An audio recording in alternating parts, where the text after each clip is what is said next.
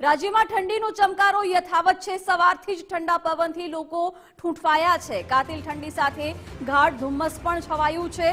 10 દિવસમાં ઠંડીનો પારો 13 ડિગ્રી નીચે ગયો છે। રાજ્યમાં અમરેલી સૌથી ઠંડુગાર શહેર બન્યું। આગામી 3 દિવસમાં ઠંડીમાં ઘટાડો થઈ શકે છે। કાતિલ ઠંડી સાથે ગાઢ ધુમ્મસ પણ છવાયું છે। આજે રાજ્યમાં અમરેલી સૌથી ઠંડુગાર શહેર રહ્યું છે। માત્ર 10 દિવસમાં ઠંડીનો પારો 13 ડિગ્રી નીચે ગગડ્યો છે અને રાજ્યમાં અવિરત ઠંડી જોવા મળી। જો કે હવે ધીમે ધીમે આગામી 3 દિવસમાં ઠંડીમાં ઘટાડો થઈ શકે છે। રાજ્યમાં અમરેલી સૌથી ઠંડુગાર શહેર બન્યું છે। 10 દિવસમાં ઠંડીનો પારો 13 ડિગ્રી નીચે રહ્યો। જો કે રાજ્યમાં ઠંડીનો ચમકારો યથાવત જોવા મળ્યો છે।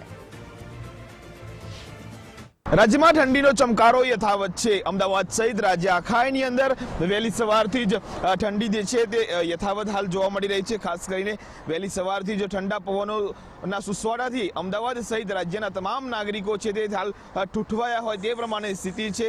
કાતિલ ઠંડીની સાથે ગાઢ ધુમ્મસ પણ હાલ છવાયેલું જોવા મળી રહ્યું છે। મહત્વની વાત એ છે કે 10 દિવસમાં ઠંડીનો પારો 13 ડિગ્રી નીચે પહોંચ્યો છે। તો ખાસ રાજ્યમાં અમરેલી હાલના તબક્કાની અંદર સૌથી ઠંડુગાર શહેર બન્યું છે। મહત્વની વાત એટલા માટે છે કે આગામી 3 દિવસમાં ઠંડીમાં પણ ઘટાડો થાય તેવું હાલ હવામાન વિભાગ દ્વારા કહેવામાં આવી રહ્યું છે। જો કે એ જોવું રહ્યું કે આગામી 3 દિવસની અંદર ઠંડીનો પારો કેટલો નીચે જાય છે તે પર સૌ કોઈની નજર રહેશે। કેમેરામેન યજ્ઞમોહન શ્રીવાસ્તવ સાથે કલ્પિત ત્રિવેદી, ગુજરાત ફર્સ્ટ, અમદાવાદ।